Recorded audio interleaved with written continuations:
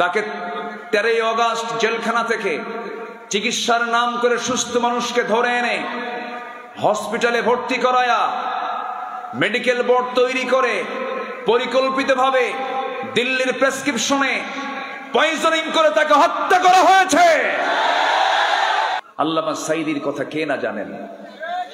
আমার ডান পাশে যিনি বসে আছেন কেঁদেই ফেলেছেন। 2009 সালে আমার জীবনের প্রথম হজের সফর, ওই বছরে আল্লামা সাঈদ রাহিমাহুল্লাহ রয়্যাল গেস্ট হয়ে উনি তার জীবনের শেষ হজটা করেছেন 2009 সালে। 2010-এর 10ই ফেব্রুয়ারি এবং 11ই ফেব্রুয়ারি এখানে তিনি মাহফিলও করেছেন, লাস্ট মাহফিল তার।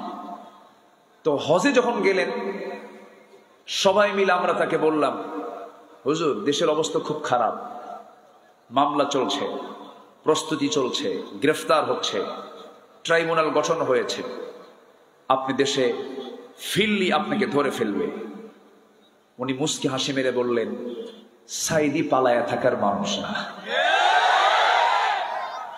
আল্লাহু আকবার বলবেন না? আমার দেশ, আমার জনগণ মানবেতর জীবন যাপন করবে, মাজলুম থাকবে, আর আমি আরামে ঘুমাবো? এই শিক্ষা আমার রাসূল দেন নাই। উনি ফিরে এসেছেন, ঠিকই জেলখানায় ঢুকেছেন, জীবনের শেষ বিদায়টা দিয়েছেন কান্না দিয়ে না হাসি দিয়ে? তিনি হেসেছেন, আমরা কেঁদেছি। সম্মানিত ভাইয়েরা, এই মাঠে এই জায়গায় তিনি বসে ওয়াজ করেছেন। আমি নগণ্য, আমার সে যোগ্যতা নাই। আমি তো জানি আমার ইলম কদ্দুর, আমার কোনো ইলম কালাম নাই। লা ইলমা লানা ইল্লা মা আল্লামতানা। আজকে তিনি যদি থাকতেন, আজকে এই মাহফিলের পরিপূর্ণ হক তিনি আদায় করতে পারতেন। যার মাহফিলে প্রথম দিন যত লোক হয়, দ্বিতীয় দিন আরো বেশি লোক হয়, তৃতীয় দিন আরো বেশি লোক হয়, চতুর্থ দিন আরো বেশি লোক হয়। কি এক বক্তৃতার জাদুঘর তিনি ছিলেন।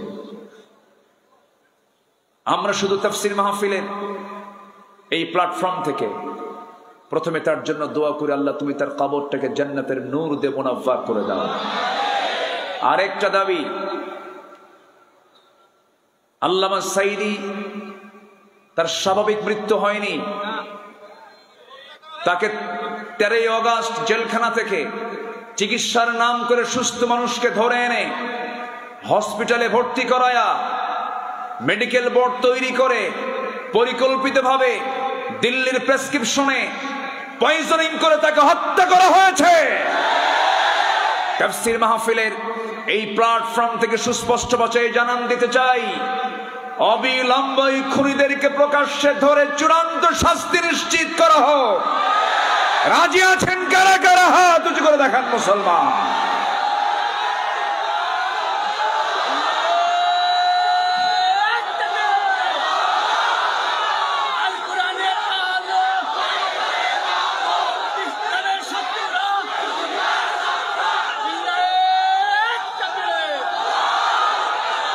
আল্লাহ কবুল করুন, জোরে বলে আমিন। পূর্ব আকাশে সূর্য উদয় যেমন সত্য, আমার বিশ্বাস এই সবুজ ভূখণ্ড 55,000 বর্গ মাইলের এই সোনার বাংলাদেশে ইসলামী হুকুমত কায়েম হওয়া তেমনই সত্য।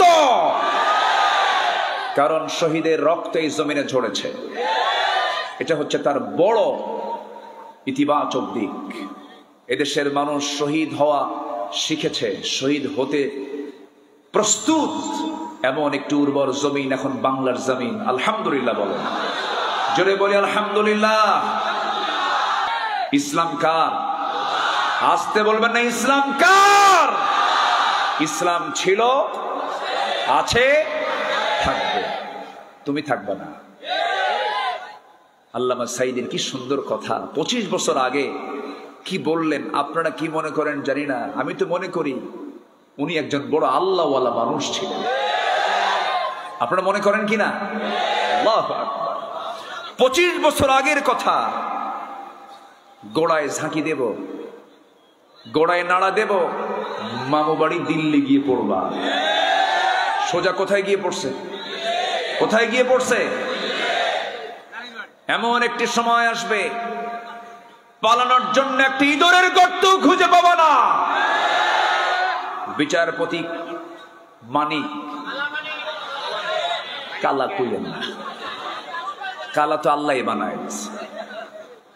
এই মানিক রে বিছানা দেয় নাই, সিলেটবাসীকে ধন্যবাদ, কলার পাতা দিয়েছিল।